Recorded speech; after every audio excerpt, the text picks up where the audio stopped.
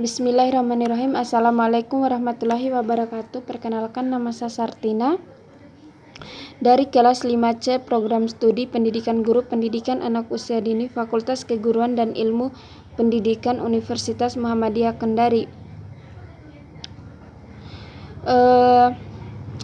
Di sini saya akan memenuhi tugas mata kuliah kurikulum PAUD dengan menjelaskan materi yang telah saya buat yang berjudul Landasan Komponen dan Prinsip Pengembangan Kurikulum. Baik, langsung saja. Landasan pengembangan kurikulum terbagi menjadi 4. Yang pertama, landasan filosofis. Yang dimaksud dengan landasan filosofis yaitu rumusan yang didapatkan dari hasil berpikir secara mendalam dan logis serta sistematis dalam merencanakan atau melaksanakan suatu kurikulum dalam bentuk program tertulis. Yang kedua, landasan psikologis. Yang dimaksud dengan landasan psikologis adalah landasan yang berkaitan dengan aspek perilaku individu. Yang ketiga, landasan sosiologis, yaitu landasan yang membahas tentang proses pengembangan kurikulum harus memperhatikan atau mempertimbangkan karakteristik masyarakat yang dimana kurikulum itu dilaksanakan.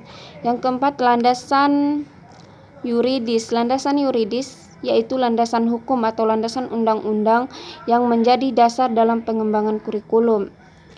Lanjut, komponen-komponen pengembangan kurikulum terbagi menjadi 4. Yang pertama, komponen tujuan. Yang dimaksud dengan komponen tujuan ini adalah arah atau hasil pembelajaran yang diharapkan bagi peserta didik.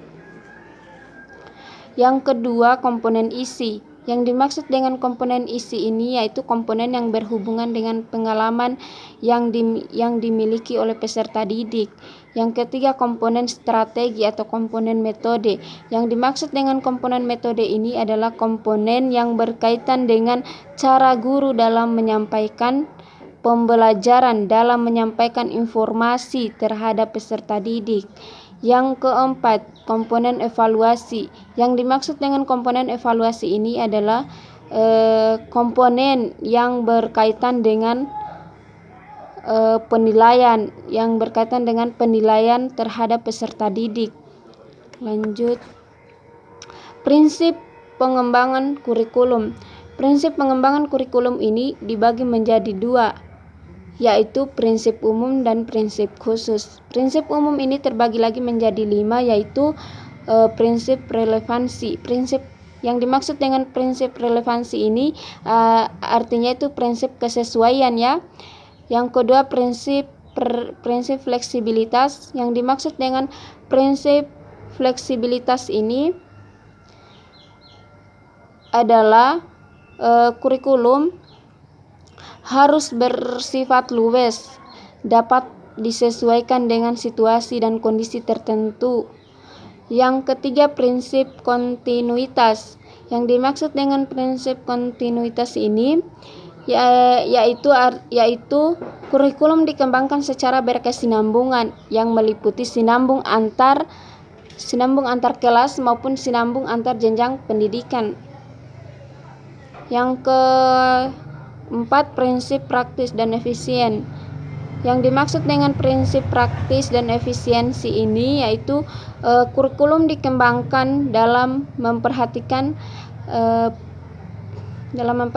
prinsip, yaitu dapat dan mudah diterapkan dalam lapangan.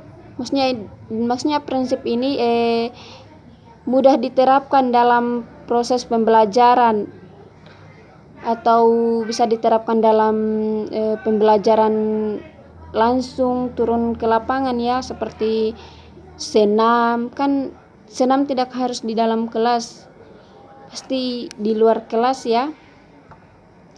Yang terakhir, prinsip efektivitas. Yang dimaksud dengan prinsip efektivitas ini adalah prinsip ini menunjukkan pada suatu pengertian bahwa kurikulum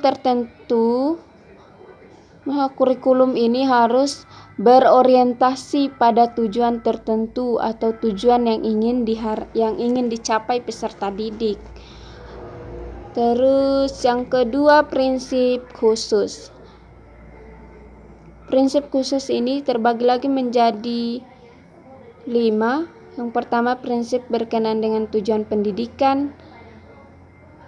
Yang kedua, prinsip berkenaan dengan pemilihan isi pendidikan. Yang ketiga, prinsip berkenaan dengan pemilihan proses belajar mengajar. Yang keempat, prinsip berkenaan dengan pemilihan media dan alat pembelajaran. Yang kelima, prinsip berkenaan dengan pemilihan kegiatan penilaian. Jadi mungkin itu saja yang dapat saya sampaikan. Lebih dan kurangnya mohon dimaafkan. Wabillahi taufiq wal hidayah. Wassalamualaikum warahmatullahi wabarakatuh.